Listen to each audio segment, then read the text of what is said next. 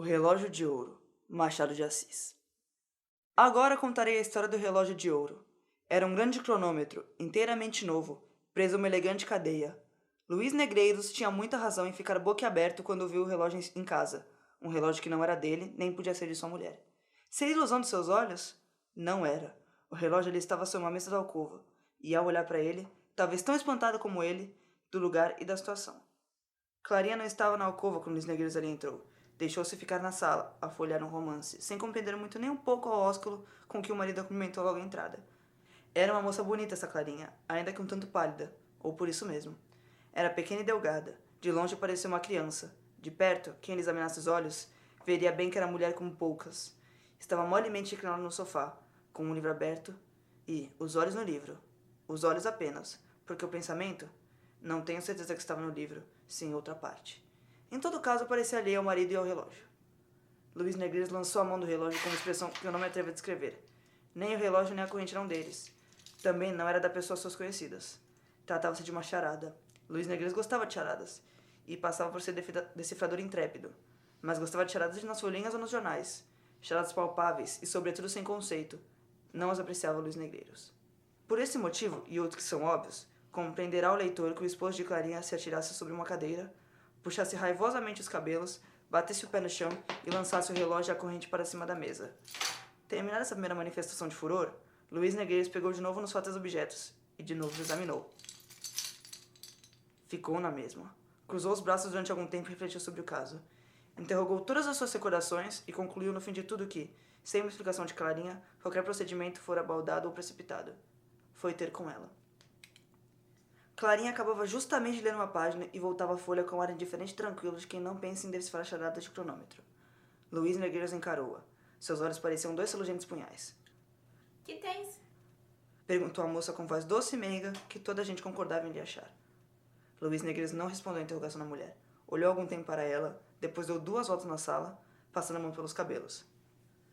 Por modo que a moça de novo lhe perguntou. Que tens? Luís Negreiros parou defronte dela. Que é isto? Disse ele, tirando do bolso o fatal relógio e apresentando-lhe diante dos olhos. Que é isto? Repetiu ele com voz de trovão. Clarinha mordeu os beiços e não respondeu. Luís esteve algum tempo com o relógio na mão e os olhos na mulher, a qual tinha seus olhos no livro. O silêncio era profundo. Luís Negreiros foi o primeiro que rompeu, atirando estrepitosamente o relógio ao chão e dizendo em seguida à esposa. Vamos, de quem é aquele relógio? Clarinha ergueu lentamente os olhos para ele, abaixou e depois murmurou. Não sei. Luís Negreiros fez o gesto com quem queria esganá-la. Conteve-se. A mulher levantou-se, apanhou o relógio e pôs-se numa mesa pequena. Não se pôde sofrer Luís Negreiros. Caminhou para ela, segurando-lhe os pulsos e com força lhe disse. Não me responderás, demônio? Não me explicarás esse enigma? Clarinha fez um gesto de dor. E Luís Negreiros imediatamente lhe soltou os pulsos que estavam arrochados.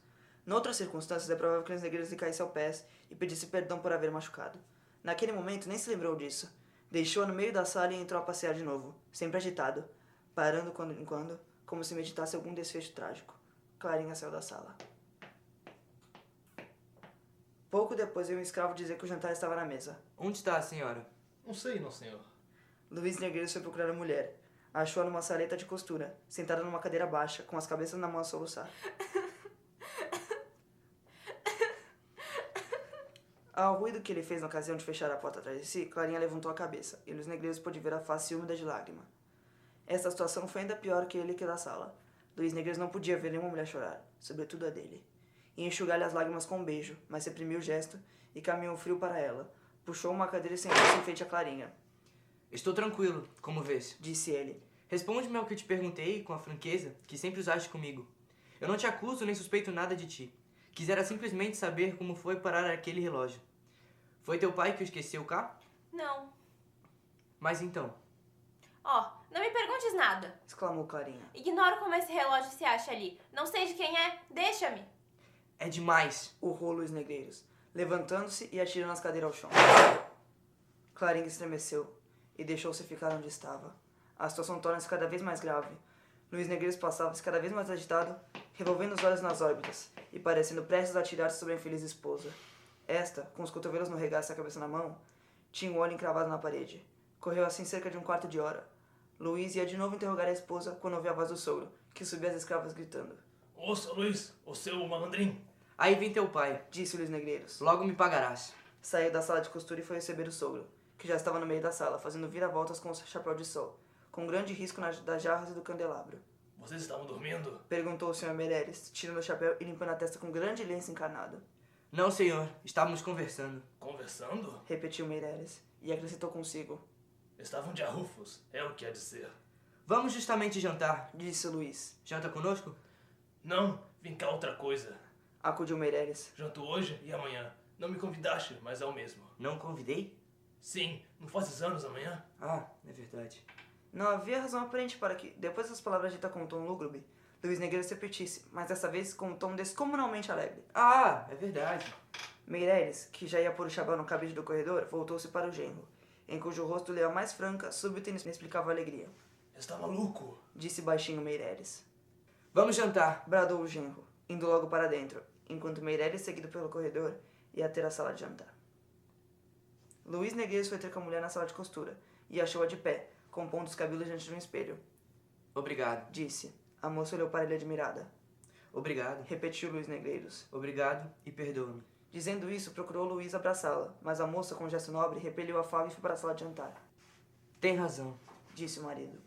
Daí a pouco, achava-se todos os três ao mesmo jantar, e foi servida a sopa, que Meirelles achou como era natural de gelo.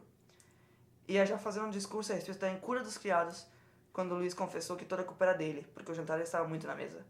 A declaração apenas mudou o assunto do discurso, que versou então sobre a terrível coisa que era um jantar requintado. Meirelles era um homem alegre, pilhérico, talvez frívolo demais para a idade, mas em todo caso interessante pessoa. Luiz Negreiros gostava muito dele e via correspondido essa afeição de parente e amigo, tanto mais sincera que a de Meirelles só tarde de uma vontade de lhe dar a filha. Durou o namoro cerca de 4 anos, gastando o pai de Clarinha mais de 2 em meditar e resolver o assunto do casamento.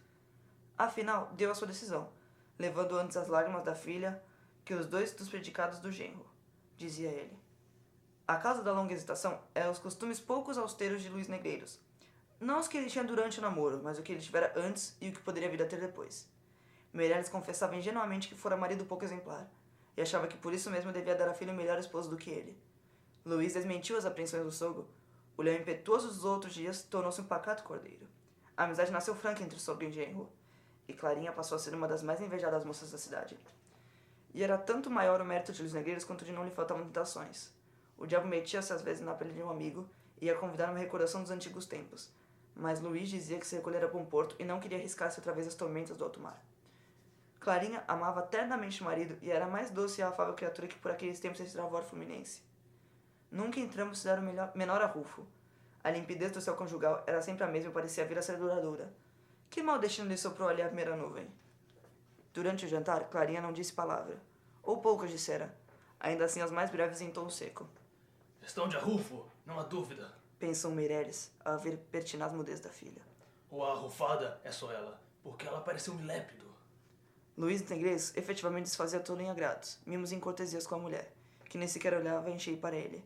O marido já dava ao sogro todos os diabos, desejo de ficar a só com a esposa, para explicação que conciliar os ânimos. Clarinha não parecia desejá-lo. Comeu pouco e 2 ou 3 vezes soltou-se do peito um suspiro. Já se vê que o jantar, por maiores que fossem os esforços, não podia ser como nos outros dias. Meirelles, sobretudo, achava-se acanhado. Não era que receasse algum grande acontecimento em casa. Sua ideia era que sem arrufos não se apreciava a felicidade, como sem tempestade não se aprecia o tempo bom. Contudo, a tristeza da filha sempre lhe punha água na fervura. Quando veio o café, Meirelles propôs que fossem todos os 3 ao teatro.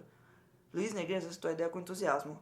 Clarinha recusou secamente. Não te entendo hoje, Clarinha. Disse o pai com um modo impaciente. Teu marido está alegre e tu pareces meio abatida e preocupada. Que tens? Clarinha respondeu. Luiz Negreiros, sem saber o que havia de dizer, tomou a resolução de fazer bolinhas de miolo de pão. Meirelles levantou os ombros. Vocês lá se entendem. Disse ele. Se amanhã, apesar de ser o dia que é, vocês estiverem do mesmo modo, prometo-lhes que nem a sombra me verão. Ó, há de vir. Ia dizendo Luiz, mas foi interrompida pela mulher que desatou a chorar. O jantar acabou assim triste e aborrecido. Meirelles pediu ao genro que lhe explicasse o que aquilo era, e este prometeu que lhe diria tudo numa ocasião oportuna. Pouco tempo depois saiu o pai de Clarinha protestando de novo que, se no dia seguinte trouxesse do mesmo modo, nunca mais voltaria à casa deles, e que se havia coisa pior que um jantar frio ou requintado, era um jantar mal digerido. Este azeuma avaliou de bolô, mas ninguém lhe prestou atenção. Clarinha fora para o quarto. O marido apenas se despediu do sogro e foi ter com ela. Achou-a sentada na cama, com a cabeça sobre uma almofada e soluçando. Luiz ajoelhou-se diante dela e pegou-lhe numa das mãos. Clarinha, Disse ele. perdoa-me tudo. Já tenho explicação do relógio. Se teu pai não me fala, envie jantar amanhã. Eu não era capaz de adivinhar que o relógio era um presente de anos que tu me fazias. Não me atrevo a descrever o soberbo gesto de indignação com que a moça se pôs de pé quando ouviu essas palavras do marido. Luiz olhou para ela sem compreender nada. A moça não disse uma nem duas. Saiu do quarto e deixou infeliz com sorte, mais admirado do que nunca. Mas que enigma é este? Perguntava a si mesmo Luiz Negreiros. Se não era um mimo de anos, que explicação pode ter o tal relógio? A situação era a mesma do que antes do jantar. Luiz assentou-se e descobriu tudo naquela noite. Achou, entretanto, que era conveniente refletir maduramente no caso e assentar numa solução que fosse decisiva. Com este propósito, recolheu-se ao seu gabinete, e aí ele recordou tudo o que se havia passado desde chegar em casa. Pesou friamente sobre todas as razões, todos os incidentes, e buscou reproduzir na memória a expressão no rosto da moça, em toda aquela tarde. O gesto de indignação e repulsa foi quando ela foi abraçar na sala de costura.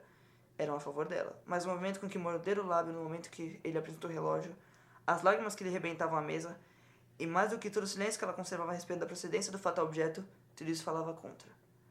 Luiz Negreiros, depois de muito cogitar, inclinou-se à mais triste e deplorável das hipóteses. Uma ideia má começou a se enterrar no peito.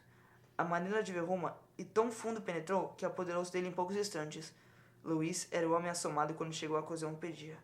Proferiu 2 ou 3 ameaças, saiu do gabinete e foi ter com a mulher. Clarinha recolhera-se de novo no quarto. A porta estava apenas cerrada. Eram 9 horas da noite. A moça estava outra vez na cama, mas já não chorava. Tinha os olhos fitos no chão, nem os levantou quando sentiu entrar o marido. Houve um momento de silêncio.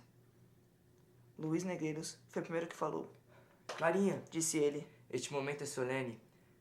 Respondes-me ao que te pergunto desde essa tarde? A moça não respondeu. Reflete bem, Clarinha. Continuou o marido. Podes arriscar a tua vida. A moça levantou os ombros. Uma nuvem passou pelos olhos de Luiz Negreiros. O infeliz marido lançou as mãos ao colo da esposa e rugiu. Responde, demônio, ou morres. Clarinha soltou um grito. Espera! Disse ela. Luiz Negreiros secou. Mata-me! Disse ela. Mas lê isso primeiro. Quando essa carta foi ao teu escritório, já não te achou lá. Foi o que disse o portador. Luiz recebeu a carta, chegou-se à lamparina e leu estupefato essas linhas.